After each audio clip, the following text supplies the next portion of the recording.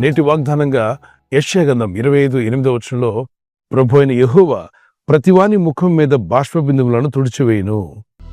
ఈ ప్రపంచంలో ఎన్నో రకాల లిక్విడ్స్ ఉన్నాయి. అన్నిటికన్నా ఖరీదైందని చెప్పొచ్చు, విలువైందని చెప్పొచ్చు, అమూల్యమైందని చెప్పొచ్చు. అదే మనిషి కన్నీరు. ఒక బిడ్డ ఏడుస్తూ ఉంటే తల్లిదండ్రులు చూసినప్పుడు ఎందుకు ఏడుస్తున్నావు అని అడుగుతాం.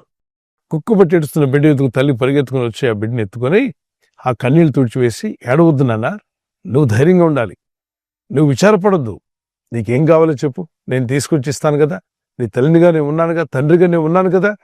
పేరెంట్స్ పిల్లల పట్ల అటువంటి ప్రేమను కనపరుస్తారు. మన సృష్టికర్త దేవుడు అంటున్నాడు, నా కుమారుడా, నా కుమార్తె, నీ కన్నుల నుండి బాష్పబిందును నేను తుడిచివేస్తాను.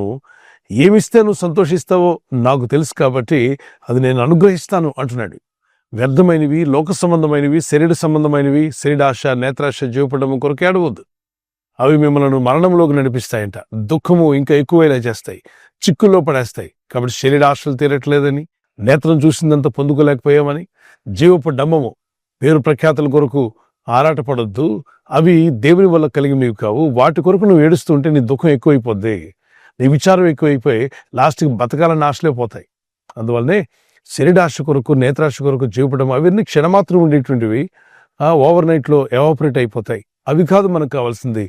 నిత్యము అనుగ్రహించే సంతోషము, సమాధానము ఇహమందే కాదు పరమందు కూడా మీరు ఆనందంగా గడపగలిగేటువంటి గొప్ప కృపను ప్రభు దయచేస్తాడు. ఆయన ప్రతివాని పేరు జీవగ్రంథంలో రాస్తా అంట. మన పేర్లు జీవగ్రంథంలో ఉన్నాయి, మీ పేర్లు జీవగ్రంథంలో ఉన్నాయి. అందును బట్టి సంతోషించండి.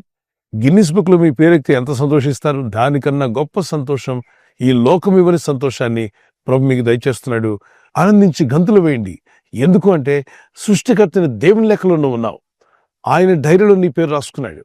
దాన్ని బట్టి ఆనందించండి.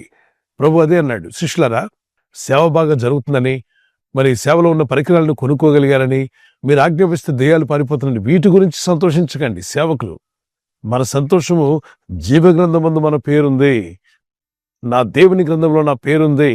అందును బట్టి సంతోషించినట్లయితే మీ ప్రతి అక్కర తీరుస్తాడు. దేవుని దయలో మీరు వర్ధిల్లి అభివృద్ధి పొందాలని మా ప్రార్థన.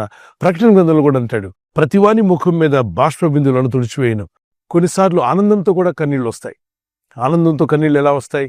25 సంవత్సరాలు ఎక్కడో తప్పిపోయారు. తప్పిపోయిన కుమారుడు ఆ తండ్రి మళ్ళా తిరిగి కలుసుకున్నారనుకోండి, 25 years తర్వాత చాలా సంతోషంతో ఇద్దరు కలుసుకున్నప్పుడు వచ్చే కన్నీళ్ళు ఉన్నాయి చూసారా, అవి కూడా ఆనంద బాష్పబిందువులు. ఆనందంతో వచ్చాయి. పరిస్థితులు బాగాలేనప్పుడు ఏడుస్తూ దుఃఖపడుతున్నప్పుడు వచ్చే కన్నీరు వేరు, దూరం అయిపోయిన బంధాలు కలిసినప్పుడు వచ్చే సంతోషంతో వచ్చే కన్నీరు వేరు. ఆ కన్నీరు ఆనందంతో కూడినటువంటిది.